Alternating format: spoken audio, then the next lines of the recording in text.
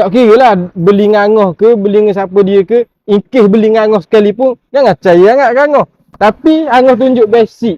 Antara yang penting lah untuk nak beli kereta sekarang, kalau jenis angah gecek kereta, angah buka ni dulu. Angah buka dulu mungkin kita tengok dalam je. Kedodok tak? Ni comel nampak minyak. Nampak minyak. Kan aku nak kocok payah pula mundak akan nampak minyak tu.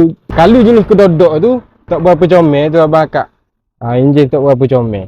Angah berkongsi ada dari segi pengalaman angah. Dan juga nak tengok kereta ni penuh accident tak depan. Abang tengok bika dia. Nampak bika? Kalau hok bika gini, kebiasaan kereta original ni. Kalau hok accident ni tak ada bika selit gini. Lipat tang gini. Dia kosong mu pun boleh ilmu aku nak kongsi Lepas tu angah akan tengok pula dari segi ni body Kalau bekas accident, awakmu sendiri pun akan nampak bekas wedding ke mana akan nampak perbezaan. Tu yang ketiga, angah akan cek air. Angah buka air, angah tengok dalam kan ni. Ni comel ke tak? Comel tu. Lepas tu bukan ni saja, angah start pula. Dia duduk situ je. Okay, angah start. Sekejap angah start Nampak tak air? Comel tu. Kalau tak comel ni, dia buih bang. Mungkin air tembok. Air tembok. Bukan tembok pagar tu. Bukan tembok luah gitu. Dia akan gitu lah.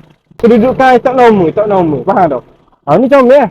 Atau ngoyak kereta ni comel. Lepas tu, angah akan cek minyak dia. Minyak dia, okey. Kita tarik kat stick dia ni. Tengok minyak. Macam ni comel kan? Kalau tak berapa nak comel, angah akan tengok. Kalau minyak ni, kalau campur dengan air. Minyak dengan air akan nampak beza abang akak. Kena faham situ dah.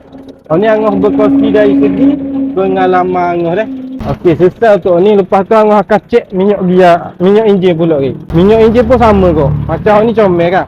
Ni comel kan? Tengok siapa takut comel. Lepas tu tengok kalau tak campur dengan air, dia akan nampak beza. Air campur dengan minyak. Abang akak faham Kalau kukus sekali pun, dia akan ada buih sikit-sikit tu. Lepas tu, untuk aircon pula Kau buka potek ni, kat aircon pak masuk gas ni, buka potek sampai habis. Nampak potek dalam tu. Ambil kapas hok bersih tu. Nampak lubang dalam tu. Tekan. Sampai bunyi setelah tekan dia tu. Lepas tu tengok di kapas tu. Kalau putih ke hitam ke hitam tu. Kalau putih, bermakna ekor comel. Tak ada masalah abang akak. Kalau kapas tu ada warna hitam, boleh pakai lagi. Tak berapa comel. Kalau hitam belegik tu, tunggu masa lagi.